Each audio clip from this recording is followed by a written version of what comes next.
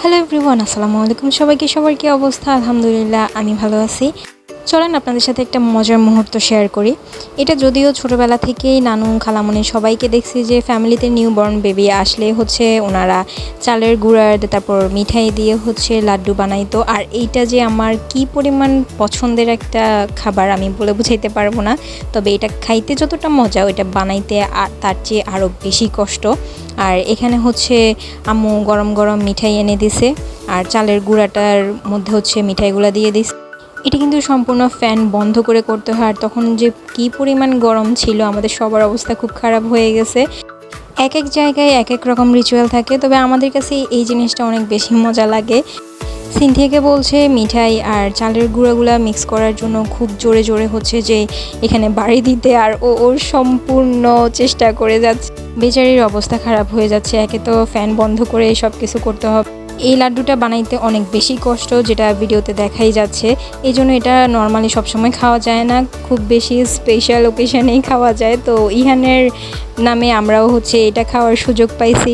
এই মুহূর্তগুলো আসলে অনেক বেশি মজার। তো এগুলো যদি ক্যামেরা বন্দি না করি তাহলে কি হয় বলেন? এই লাড্ডুটা কিন্তু সব কিছু গরম থাকতে থাকতে বানাতে হয়। এরপর আমরা সবাই মিলে লাড্ডু বানানো শুরু করে দিলাম। যে যার যার মতো লাড্ডু বানাচ্ছিল, কার লাড্ডু সবচেয়ে বেশি সুন্দর হচ্ছে ওগুলা নিয়েও আমরা সবাই হাসাহাসি করতেছিলাম। একে তো লাড্ডুগুলো গরম ছিল, তারপর ফ্যানও বন্ধ, তাড়াতাড়ি লাড্ডুগুলো বানাই শেষ করতে হবে, এগুলো ঠান্ডা হতে দেওয়া যাবে না। এই জন্য সবাই খুব তাড়াতাড়ি করতেছিল।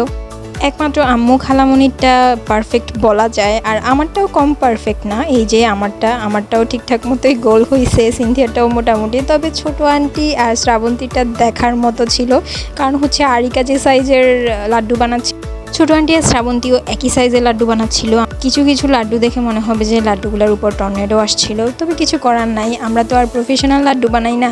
তবে আম্মু আর খালামণিরগুলোই পারফেক্টলি হয়েছে, আমারগুলো হয়েছে মোটামুটি।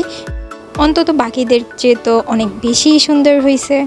ওদিকে ছোট ছোট হাতগুলো দেখা যাচ্ছে, মানে আরু পাখিও কিন্তু লাড্ডু বানাচ্ছিল। সে কি বানাচ্ছিল সে নিজেই জানে, সে তো আবার খাম্মি, সে সব কাজেই থাকে।